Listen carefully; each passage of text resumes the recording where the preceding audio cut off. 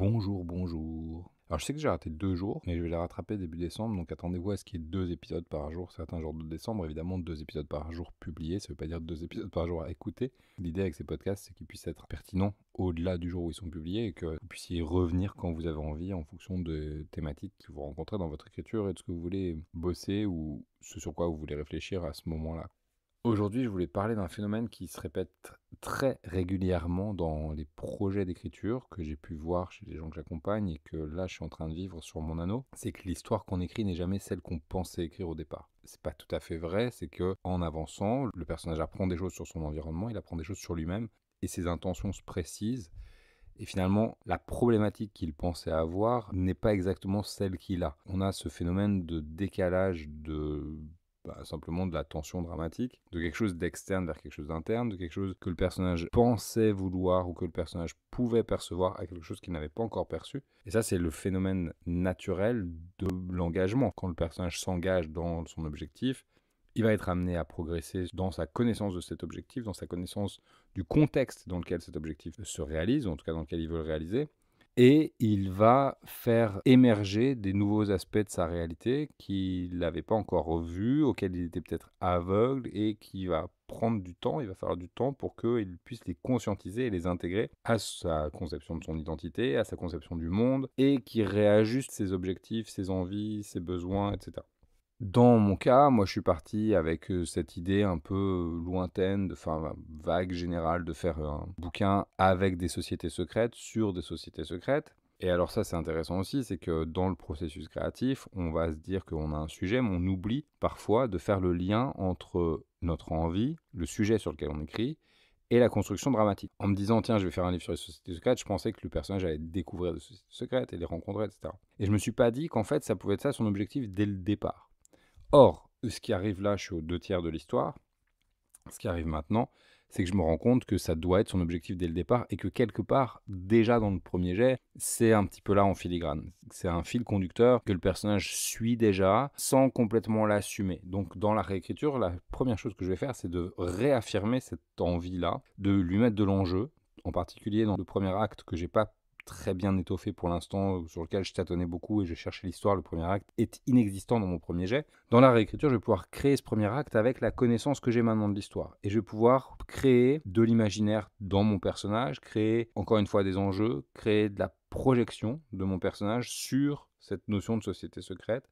C'est un personnage qui est un petit peu dans une recherche de sens, et il le traduit par je veux voir sous le voile de la réalité, je veux voir sous le voile de l'illusion, je veux réinjecter du merveilleux dans le monde, etc. Donc ça, c'est le premier aspect. Le premier aspect, c'est que tu penses écrire une certaine histoire et qu'en fait, il faut délibérément ramener cette intention dans la construction dramatique, en l'occurrence là, dans ce que je suis en train de dire, dans l'annonce consciente de l'objectif par le personnage. Quel est l'objectif que le personnage porte? Quel est l'objectif qu'il incarne?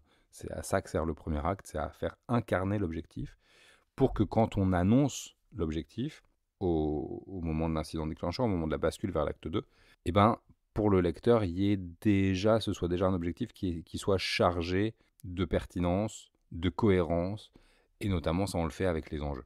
Ça c'est le premier truc. Le deuxième truc, donc ça c'est toujours dans la thématique dont on raconte pas l'histoire qu'on pensait raconter, c'est cette fameuse évolution dont je parlais au début de l'épisode, qui est vers le midpoint, vers le milieu de l'histoire. Le personnage, il va atteindre son objectif, il va pouvoir toucher du doigt ce qu'il voulait, ou le perdre de manière définitive, ça dépend, il y a plusieurs types de construction, mais en tout cas il y a un point important à cet endroit-là de bascule qui est relié à quelque chose qui change dans le rapport à l'objectif. En l'occurrence, dans mon histoire, ce qui se passe, que j'avais pas du tout anticipé, mais qui arrive dans le premier jet, et c'était intéressant pour moi d'écrire le nano aussi pour retrouver cette dynamique d'une histoire qui me surprend, qui s'écrit toute seule et qui laisse de la place à l'inconscient, plutôt que les histoires très structurées à l'avance que j'ai faites sur commande là, ces 2-3 dernières années, où je savais à l'avance exactement par quelles étapes j'allais passer, parce que j'avais un cahier des charges très strict qui ne me permettait pas ni de risquer de prendre du retard, ni de passer des jours en réécriture, ni de prendre le risque de raconter une histoire qui n'était pas celle que j'avais vendue. Donc là, j'avais envie de retrouver ces sensations-là, et ce qui se passe, en fait, là, c'est que le personnage, la société secrète, elle n'est pas importante, parce que lui, il se découvre... Alors, est-ce que c'est une capacité qu'il a? Est-ce que c'est une invitation qu'on lui fait? Je ne sais pas encore.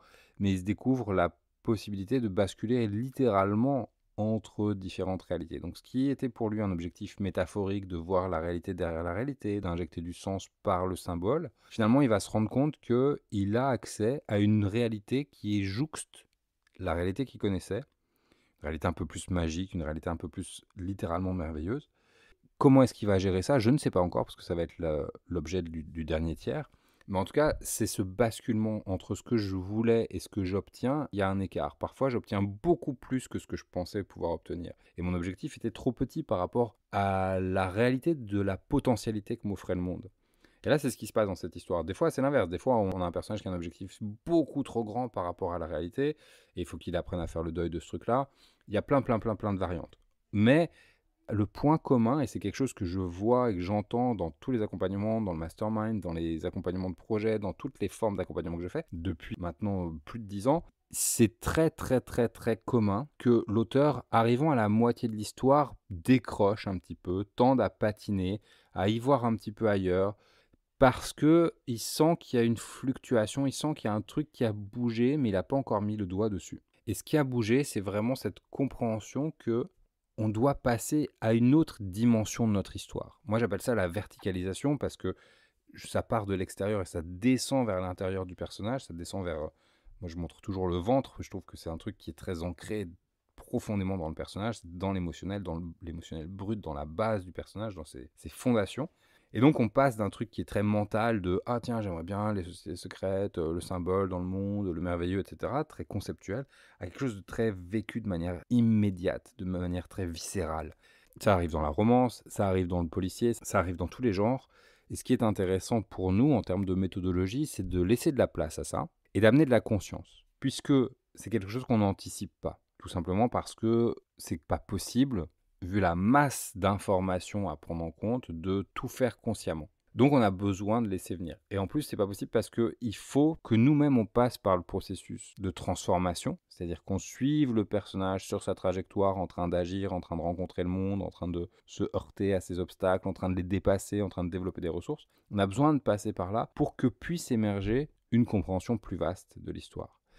Et naturellement, quand on fait vraiment avancer l'histoire, quand on n'est pas en train de perdre notre temps, de papillonner, de tourner autour du pot, quand on est vraiment dans le fait de raconter une histoire qui progresse, on va se retrouver face à ces... Ça donne souvent l'impression d'un mur, c'est-à-dire qu'on est arrivé, on a l'impression d'être arrivé au bout, mais on n'est pas tout à fait arrivé au bout, tout simplement parce qu'on a tiré notre fil jusqu'à sa conclusion. Je vais tirer le fil des sociétés secrètes jusqu'à me rendre compte que il y en a pas, ou s'il y en a, elle n'est pas pertinente, pas encore décidé s'il y en a ou il y en a pas. Et à partir de là, il va falloir réinventer autre chose. Il faut laisser de la place déjà à l'inconscient, à la créativité pour venir inventer autre chose, mais on peut la ramener de la conscience aussi. On peut se dire, thématiquement par exemple, qu'est-ce qui m'intéressait? Moi, il se trouve que là, dans le nano, comme c'est une écriture qui est un peu sous transe, parce qu'on écrit dans un temps très court, dans des états souvent seconds de fatigue, parce qu'on a la vie autour, plus le projet dans un temps très resserré, ça s'est fait sans conscience. Ça s'est fait vraiment par l'inconscient pur. Hop, vas-y, je te balance des indices, des personnages qui n'étaient pas prévus, qui sont étranges, qui reviennent, des choses comme ça. Et à un moment donné, cette décision que y a un passage entre les mondes. C'est un truc que j'avais déjà anticipé parce que je savais que je voulais un peu de fantastique, un peu de magie, façon Neverwhere de Neil Gaiman, où on a ce personnage de porte qui peut se téléporter. Mais donc, s'il y a quelque chose que j'avais pas anticipé, c'est après avoir écrit, que j'ai pris ma casquette de dramaturge et j'ai dit, très bien, qu'est-ce que ça signifie pour ma construction d'histoire? Parce que là, j'arrive vers la fin, il faut que les choses, elles se resserrent, il faut que je sache quel fil il faut que je tende pour qu'il y ait une fin satisfaisante. Parce que je veux bien réécrire, mais je ne vais pas réécrire un truc qui ne fonctionne pas. Donc je veux avoir un premier jet solide au niveau de sa structure, qui soit solide au niveau de sa progression dans l'intrigue, vraiment au niveau de la construction des enjeux, la construction de la transformation du personnage, la construction de l'intensité émotionnelle, tout ça, ça doit être très solide dans le premier jet pour que je puisse après faire une réécriture efficace.